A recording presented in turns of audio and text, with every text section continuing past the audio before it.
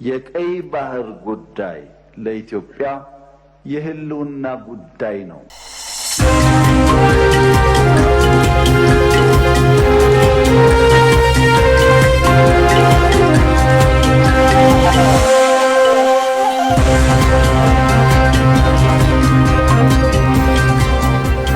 ዶናልድ ትራምፕ ለይፋዊ የስራ ጉብኝት ሳውዲ አረቢያ ገቡ። ፕሬዝዳንት ትራምፕ በሁለተኛው የስልጣን ዘመናቸው የመጀመሪያ ነው የተባለውን ይፋዊ የስራ ጉብኝት ዛሬ ጀምረዋል። ፕሬዝዳንቱ በመካከለኛው ምስራቅ በሚኖራቸው ቆይታ ከሳውዲ በተጨማሪ የተባበሩት አረብ ኤሚሬቶችና ካታርን እንደሚጎበኙ ተነግሯል። መቅደስ የኔሁን ዝርዝሩን ታቀርበዋለች።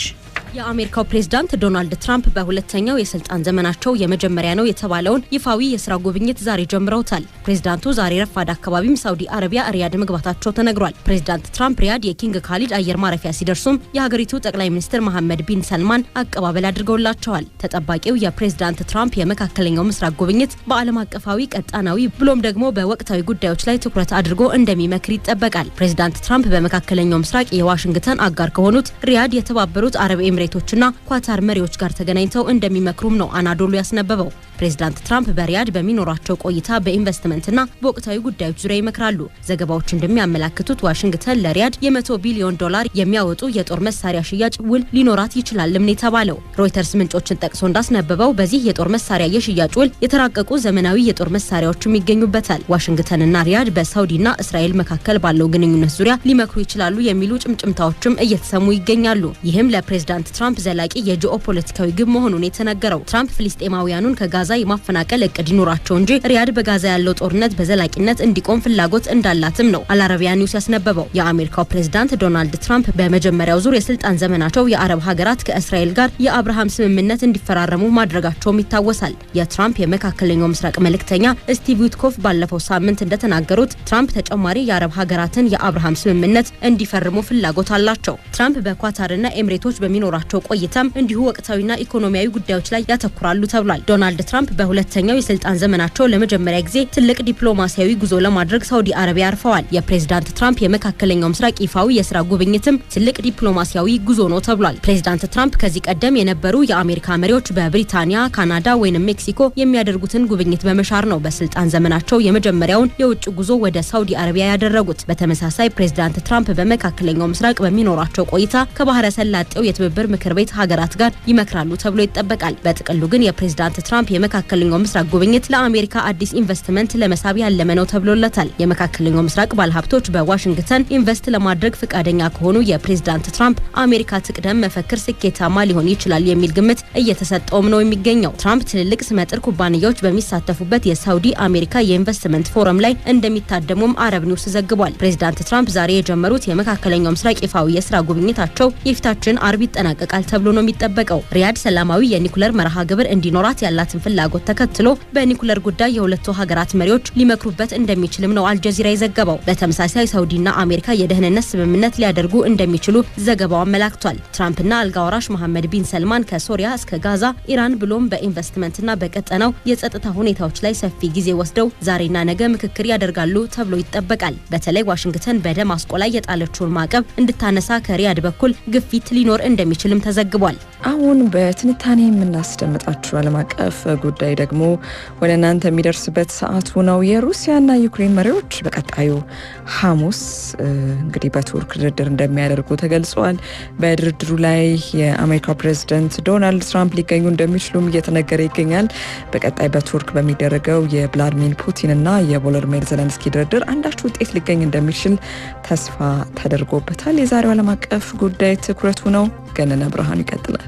Vladimir Putin's proposal to hold direct talks, saying he will be in Turkey to personally negotiate ፕሬዝዳንት ቭላድሚር ፑቲን በጦሩ ሜዳ ብቻ ሳይሆን በዲፕሎማሲና በፖለቲካው ድርድርም እጅግ የተካኑ መሆናቸውን ለዓለም አሳይተዋል። ሰውየው አንድም ቀን አልደራደርም የሚል ቃል ካንደበታቸው ወጥቶ አያውቅም። ለመደራደርም የትኛውም ጊዜና ሰዓት ለሳቸው ምቹ ነው። ወንበራቸውን ስበው ከተቀመጡ በኋላ የሚያስቀምጡት ቅድመ ሁኔታ ግን ከግባቸው ከሚያደርሳቸው መንገድ ፈቀቅ የሚያደርጋቸው ነው። አሁን ላይ ዓለም አቀፍ የመገናኛ ብዙሃን እንደዘገቡት ከዩክሬኑ ፕሬዝዳንት ቮሎዲሚር ዜሌንስኪ ጋር በቀጣይ ሐሙስ በቱርክ ተገናኝተው ለመወያየት ሁለቱ መሪዎች ተዘጋጅተዋል። በእርግጥም ዶናልድ ትራምፕ ቀደም ብለው ፑቲንና ዘለንስኪ ለመደራደር ዝግጁ መሆናቸውን ገልጸው ነበር። የፖለቲካ ተንታኞች እንደሚሉት ቮሎዲሚር ዘለንስኪ ከዚህ በኋላ ከፑቲን ጋር ከመደራደር ውጪ ምንም አማራጭ እንደሌላቸው ይገልጻሉ። በሌላ በኩል ፑቲን የአሜሪካን የ30 ቀን የተኩስ አቁም ስምምነት ምክር ሀሳብ ባለመቀበላቸው ከድርድሩ ራሳቸውን እያራቁ ያሉትን ትራምፕን መልሶ ለማቅረብና የፑቲንና ትራምፕን ግጭት በጉጉት የሚጠብቁትን አውሮፓውያኑን ለማሳፈር ሲሉ ለድርድር እንደሚቀመጡ ተንታኞች ይገልጻሉ። የምዕራብ አውሮፓ ሀገራት ሩሲያ ላይ ተጨማሪ ማዕቀብ ለመጣል የአሜሪካን ተጨማሪ ትብብር እየጠበቁ እንደነበር የተገለጸ ሲሆን ፑቲን አሁን ላይ ከዘለንስኪ ጋር ለመወያየት ቀጠሮ መያዛቸው የተጨማሪ ማዕቀብ ሀሳቦችን ሊያስቀርላቸው ይችላል ተብሏል። በባይደን አስተዳደር ዘመን የነበራቸው ወኔ የከዳቸው ቮሎዲሚር ዘለንስኪ ፑቲን በቱርክ ያቀረቡላቸውን የድርድር ሀሳብ ትራምፕን በመፍራት በቀጥታ እንደተቀበሉት ተገልጿል። የብሪታንያ፣ የፈረንሳይ፣ የጀርመንና የፖላንድ መሪዎች የ30 ቀን የተኩስ አቁም ስምምነቱ ተግባራዊ መደረግ እንዳለበት ለመምከር ወደ ዩክሬኗ ከተማ ኬቭ አምርተው እንደነበር ተገልጿል። የመሪዎቹ የኬር ስታርመር፣ ኢማኑኤል ማክሮን፣ ፍሬድሪክ ሜርስና ዶናልድ ቱስክ የጉብኝታቸው ዓላማ ፑቲን በያዙት አቋም ላይ ምንም አይነት ለውጥ አለማድረጋቸውን ትራምፕን ለማሳመንና በሩሲያ ላይ ተጨማሪ ማዕቀቦችን ከመጣል ውጪ ምንም አይነት የፖለቲካ ድርድር እንደማይሰራ ለማሳመን እንደሆነ ተገልጿል። የአውሮፓ ህብረት አባል ሀገራት ሩሲያ በቅርቡ የተኩስ አቁም ስምምነቱን የማትቀበል ከሆነ በቀጥታ ወደ ማዕቀብ መጣል እንደሚገቡ አሳስበዋል። እንግሊዝ እንደውም ማዕቀቦችን አዘጋጅታ ለእወጃ ስትዘጋጅ በዶናልድ ትራምፕ ምክር የማዕቀብ እወጃዋን በይደር አቆይቷለች። የአውሮፓ ህብረት አባል ሀገራት ፑቲንን በእነሱ በኩል በሚጣሉት ማዕቀቦች ብቻ ማስቆም እንደማይቻልና የዶናልድ ትራምፕ ውሳኔ እጅግ አስፈላጊ መሆኑን በመጠባበቅ ላይ እንዳሉ ዲፕሎማቶች ይገልጻሉ። ዶናልድ ትራምፕ ከቀናት በፊት በማህበራዊ ድረገጻቸው ላይ እንዳሰፈሩት ዩክሬን ከሩሲያ ጋር በፍጥነት ተገናኝታ ለማውራት ዝግጁ መሆን አለባት ብለዋል። ይሄም ሁለቱ ሀገራት መስማማት ይችላሉ ወይስ አይችሉም የሚለውን መረዳትና ውሳኔ ለማሳለፍ ይረዳል ብለዋል ትራምፕ። አሁን ላይ ሁለቱ መሪዎች በቱርክ ተገናኝተው ለመወያየት ዝግጁ መሆናቸው የተገለጸ ሲሆን የአውሮፓ ህብረት መሪዎችም የሩሲያው መሪ ፑቲን ህገወጥ ነው ከሚሉት ዘለንስኪ ጋር የጉያዩ እንደሆነና ውጤቱንም ለመስማት እየተጠባበቁ እንደሆነ ተገልጿል። እንደ አውሮፓ አቆጣጠር በ2022 ሩሲያና ዩክሬን በቱርክ አድርገውት በነበረ ውይይት የሩሲያ ልኡካን እየመሩ ቱርክ የተገኙት የውጭ ጉዳይ ሚኒስትሩ ሰርጌይ ላቭሮቭ ነበሩ። አሁን ግን ራሳቸው ቭላድሚር ፑቲን በቱርክ እንደሚገኙ መገለጹ ፑቲን በትራምፕ ጫና እንደተደረገባቸው ምልክት ሊሆን እንደሚችል ተንታኞች ይገልጻሉ። የክሬምሊን ቃል አቀባይ ዲሚትሪ ፔስኮቭ ከጋዜጠኞች ጋር በነበራቸው ቆይታ ከዘለንስኪ ጋር ስለሚደረጉ ንግግሮች በቀጥታ መልስ ከመስጠት ይልቅ ክሬምሊን የረጅም ጊዜ ሰላም መፍትሄን ለማምጣት መንገዶችን በመፈለግ ላይ እንዳተኮረ ተናግረዋል። ፔስኮቭ ከጋዜጠኞች ጋር ባደረጉት ጥያቄና መልስም የአውሮፓ ህብረት አባል ሀገራትን የተቹ ሲሆን በእንደዚህ አይነት አቀራረብ ከሩሲያ ጋር መነጋገር አይቻልም ብለዋል። ዶናልድ ትራምፕ በቀጣይ በሚደረገው የሩሲያና የዩክሬን ድርድር ፑቲን ራሳቸው እንዲገኙ ሀሳብ አቅርበዋል ተብሏል። በቱርክ ከሚደረገው የሁለቱ መሪዎች ውይይትም ጥሩ ውጤት ሊገኝ እንደሚችል ያላቸውን እምነት ገልጸዋል። በስብሰባው ላይ የአሜሪካው የውጭ ጉዳይ ሚኒስትር ማርኮ ሩቢዮ እንደሚገኙ ተገልጿል። የዩክሬን ተደራዳሪ ልኡካንን የመደራደር አቅም ከፍ ለማድረግ አንዳንድ የአውሮፓ ባለስልጣናትም በቱርክ ይገኛሉ ተብሏል። በለንደን ስብሰባ ላይ የሚገኙት የአውሮፓ ህብረት አባል ሀገራት የውጭ ጉዳይ ሚኒስትሮች ያለሙሉ የተኩስ አቁም ስምምነት ምንም አይነት እውነተኛ ድርድር ማድረግ አይቻልም ማለታቸውን ቀጥለዋል። አዲሱ የጀርመን የውጭ ጉዳይ ሚኒስትር ዮሐን ዋዴፉል እንደተናገሩት በመጀመሪያ እርቅ እንዳለ በግልጽ ተነግሯል። ዩክሬን ለዛ ዝግጁ ነች። አሁን ሩሲያ የተኩስ አቁም ስምምነት እንድታደርግና ከዚያም ለመደራደር እንደምትዘጋጅ ጀርመን ትጠብቃለች ብለዋል።